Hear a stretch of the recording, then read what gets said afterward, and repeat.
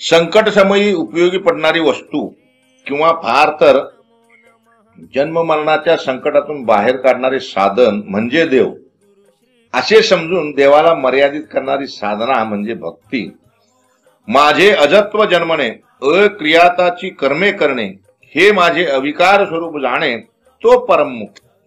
अशा संदर्भाच्या ओवीचा अर्थ समजून न घेता मी ब्रह्म आहे असे वाटून घेऊन फिरणे म्हणजे ज्ञान असा समज करून घेऊन ज्ञानी होऊन किंवा बाबा म्हणून फिरणे याला परमार्थ समजणारी आज बरीच मंडळी आहेत।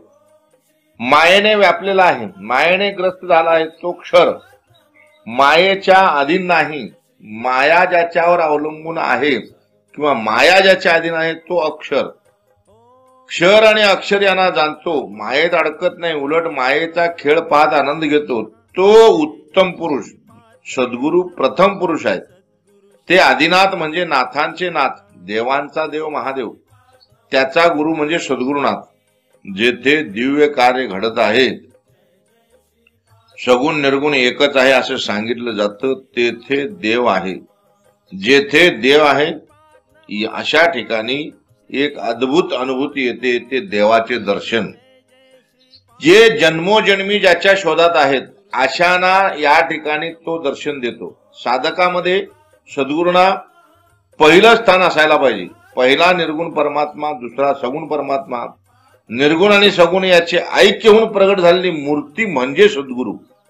आता सांगा देव कोणाला म्हणावं? देव प्रसन्न व्हावा, देवाने माझ्या पाठीवरून हात फिरवावा, माझी चौकशी करावी, त्याने मला गोंजारावं, माझं दुःख कमी करावं, प्रारब्धाचं ओझं नाहीस करावं, त्रिविध तापाने थकलो आहे तो थकवा दूर करावा, अशी तुमच्या आमच्या सर्वसामान्य माणसांची अपेक्षा असताना तीच इच्छा सगुण रूपात येऊन सद्गुरू निवारण करत असतील तर देव कोण? एकनाथ महाराज स्पष्ट आणि ठळकपणे सांगतात, एका जनार्दनी गुरुच देव। भगवान श्रीकृष्ण अर्जुनाला सांगतात, मग जग मीच होऊन आहे पण जगात मी नाही। जसं ओम पासून 36 व्यंजन आणि 12 स्वर तयार झाले पण या अक्षरात ओम नाही, तसं मग जो जगात नाही तो जगात कसा काय सापडेल? अक्षरात ओम आहे का? जे जे भेटे भूत तेथे मानिजे भगवंत। भूताना देव म्हणायला सांगितलंय, भूतात देव नाही।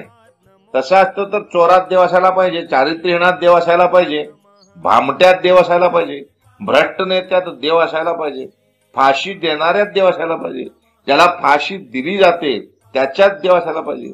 देव स्वतःला फास लावून घेईल का? देव व्यभिचार करेल का? देव भामटेगिरी करेल का? देवाला अहंकार असेल का? लौकिकासाठी धडपडणाऱ्या किंवा लौकिकाच्या अधीन होऊन कीर्तन प्रवचन करणाऱ्यात देव असेल का?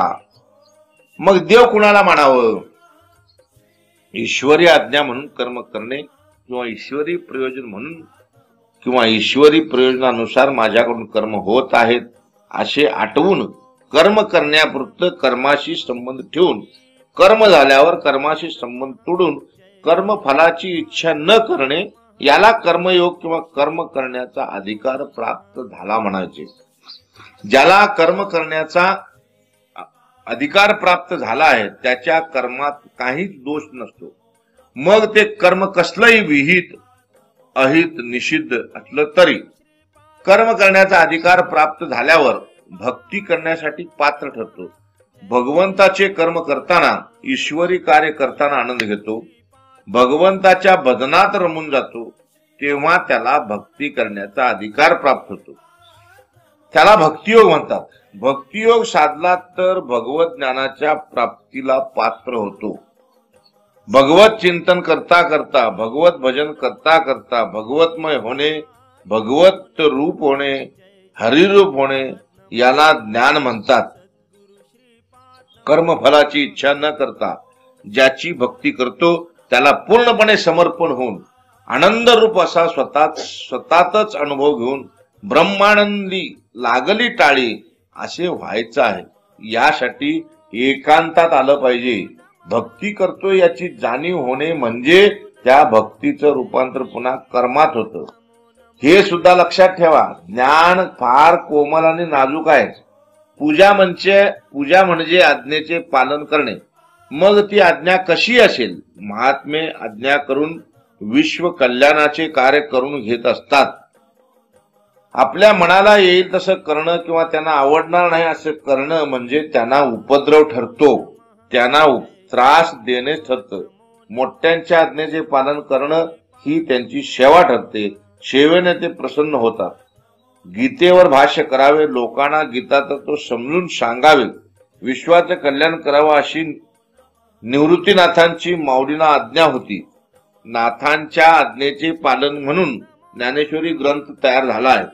ज्ञानेश्वरी सांगणे म्हणजे सद्गुरू निवृत्तीनाथांची माऊलीकडून सद्गुरू सेवा झाली आहे. माऊलींची सेवा पाहून निवृत्तीनाथांनी पसायदान मागण्याचा माऊलींना अधिकार दिला.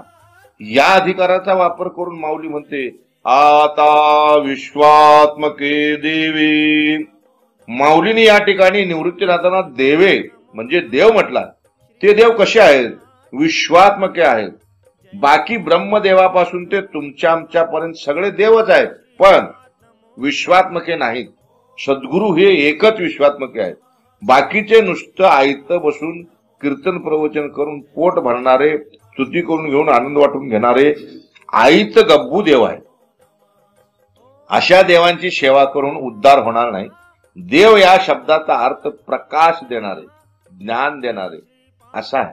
भौतिक देव आणि आध्यात्मिक देव असे देवाचे दोन प्रकार आहेत. सूर्य भौतिक जगताला प्रकाश देतो. अशा सूर्यासारख्या देवांना भौतिक देव म्हणते आहे. अशा अनंत देवांना प्रकाशमय करणारा आणि जगाला आत्मज्ञानाचा प्रकाश देणारा तो विश्वात्मके देव. या देवाला आध्यात्मिक देव म्हटले आहे. आध्यात्मिक देवच जीवांचा उद्धार करू शकतो. सद्गुरू हेच आध्यात्मिक देव आहेत. त्यांची सेवा करतो त्याचाच उद्धार होतो. स्वरूप ज्ञान आणि वृत्ती ज्ञान असे ज्ञानाचे दोन भाग पाडून स्वरूप ज्ञान करून देणारे ते विश्वात्मके देवे. विश्वात्मके देवे शाश्वताचं ज्ञान करून देतात. बाकीचे देव जडाचे ज्ञान सांगतात. सध्या अस्तित्वात आहेत पण कालांतराने नाश पावणार आहेत. त्याला जड म्हटले आहे. सध्या दिसणारे जग नाहीसे पावणारे आहे म्हणून जग हे जड आहे. ज्या तत्वाने जग दिसतं ते तत्व शाश्वत आहे. सद्गुरू अशा तत्वाचे ज्ञान करून देतात म्हणून ते आध्यात्मिक आणि विश्वात्मके देवे आहेत. म्हणून आपण रोज सद्गुरू भजन करून त्यांच्या आज्ञेचे पालन करून पसायदान मागायला पात्र व्हायचं आहे. आज्ञेचे पालन करून पसायदानाला पात्र होऊया. कर्म सहज आहे पण ते करणं अवघड आहे. जन्म सहज आहे पण जगणं अवघड आहे. बोलणं सोपं आहे पण तसं आचरण करणं अवघड आहे. राम सहज आहे पण ते उच्चारणं अवघड आहे. तत्वज्ञान सोपं आहे पण ते समजणं अवघड आहे. सहज आहे त्याला सायास करावे लागत नाही. तर सद्गुरु कृपेने जे अवघड आहे ते सहज घडायला लागलंय. अवघडात सहजता येण्यासाठी जन्मोजन्मीचे सायास म्हणजे प्रयत्न आणि भगवत नाम उच्चारण्यासाठी अनंत जन्म तप करावं लागतं. आजकाल जग माणसाचं कातडं पांघरून घेऊन फिरत आहे. दिसायला माणूस वाटतो पण कातडं काढून आत पाहिलं तर कोल्हे, लांडगे, सर्प, विंचू, कुत्री, मांजर, वाघ, सिंह यासारखे प्राणी सापडतील. तेव्हा खऱ्या माणसाने विवेक जागृत ठेवून माणसाचं कातडं पांघरून फिरणाऱ्या प्राण्यांना ओळखून पर्दाफाश करण्याचं धाडस केलं पाहिजे. तट्टाच्या जातीला नाही भिडबाड म्हणत तुकाराम महाराज श्रीपाद बाबांनी हे कार्य सुद्धा केलं आहे. भक्तियोगात भगवान श्रीकृष्ण अर्जुनाला सांगतात, हे अर्जुना, अहम ब्रह्मस्मी म्हणणाऱ्यांना मी मोक्ष देतो. स्वाहा करणाऱ्यांना मी स्वर्ग देतो. लक्ष्मीला मी माझे शरीर देतो. कीर्तन करणाऱ्यांना कीर्तनकाराची पदवी देतो. ज्याला मोक्ष नको, स्वर्ग नको, माझे शरीर नको, वैकुंठवास सुद्धा नको, कुठली पदवी नको, असे भक्त केवळ माझ्यावर प्रेम करण्यासाठी जगतात त्यांनाच माझ्या प्रेमाचा लाभ होतो.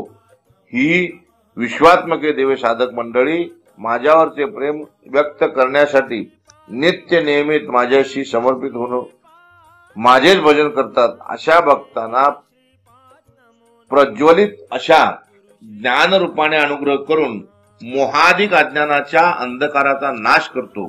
वैकुंठपती द्वारकाधीश विटेवरचा किंवा गरुडावर बसलेला असा देव न होता त्याच्या ठिकाणी आत्मस्वरूप मीच होऊन, आत्मस्वरूप आत्माच होऊन मी राहतो.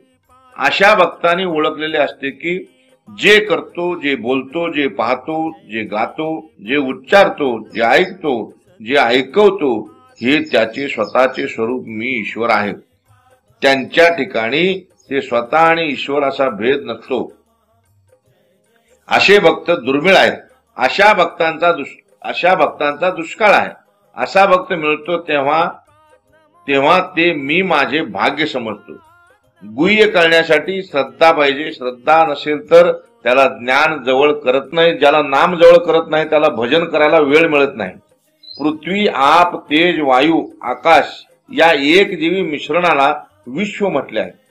पृथ्वी, आप, तेज, वायू, आकाश एकमेकापासून वेगळं नाही, पण वेगळं असल्याचा भास होतो. विलिनीकरण करण्याची रीत समजली तर भास निघून जातो. भास निघून गेला की ते शून्य.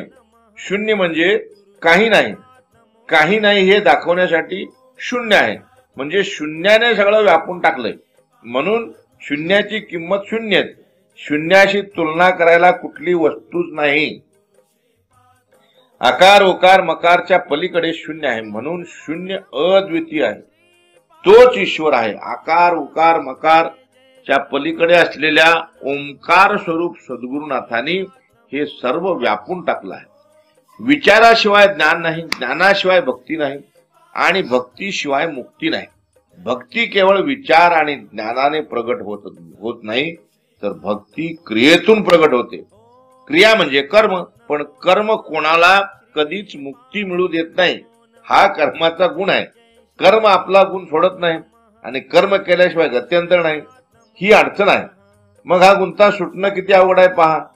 यातून एकच सांगायचं आहे, मुक्ती सहजासहजी कोणाला मिळूच नये असे त्या ईश्वराचे प्रयोजन आहे. मोक्ष म्हणजे मुक्ती समजू नका. मोक्ष कोणालाही सहज मिळू शकतो. मोक्ष प्राप्तीचा आपण कधीच विचार केला नाही. आपली साधना मुक्तीच्या दिशेने चालू आहे. वेदशास्त्राचा विचार आणि भक्तीचा आचार यांचा समन्वय करून आपली साधना चालू आहे. काही मंडळी म्हणतात ज्ञानाशिवाय भक्ती नाही, तर काही मंडळी म्हणतात भक्तीशिवाय ज्ञान नाही. पण ज्ञान आणि भक्ती यांचा समन्वय कसा घालायचा हे कोण सांगत नाही. ते सांगणारे आणि तसे करून घेणारे श्रीपाद बाबा सारखेच सद्गुरू पाहिजेत. द्वैत आणि अद्वैत, सगुण आणि निर्गुण यांची ऐक्य घडवून जे भगवंताला सुद्धा शक्य नाही अशी क्रिया सद्गुरू साधकाकडून करून घेतात. जे अति अवघड आहे अशी क्रिया सच्चिदानंद सद्गुरू साधकाकडून करून घेत असतात. मुखी नाम हाती मोक्ष, किंवा ज्या क्षणी अनुग्रह झाला त्या क्षणी मुक्त झाला. बंधन नाही, आत्म्याला बोलूच नये. या प्रमाणाच्या शेजारी तैसे मुखी ब्रह्मनाम, हाती ते सात्विक कर्म, विनियोगाविन विफळ होय. हे प्रमाण ठेवलं तर याचा समन्वय कसा काय घालायचा. दुसऱ्या प्रमाणानुसार विचार आहे, ज्ञान आहे आणि क्रिया पण आहे, पण विनियोग नाही, म्हणून ते निष्फळ ठरतं. सद्गुरू सच्चिदानंद विचार, ज्ञान आणि क्रिया यांचा योग्य पद्धतीने विनियोग करून साधकाला मुक्तीसाठी पात्र करत असतात. म्हणून तळमळीने सांगितलं जातं, प्रपंचात अडकू नका, सद्गुरू सत्संग चुकवू नका, सद्गुरू पूजा घडेल असे करत चला.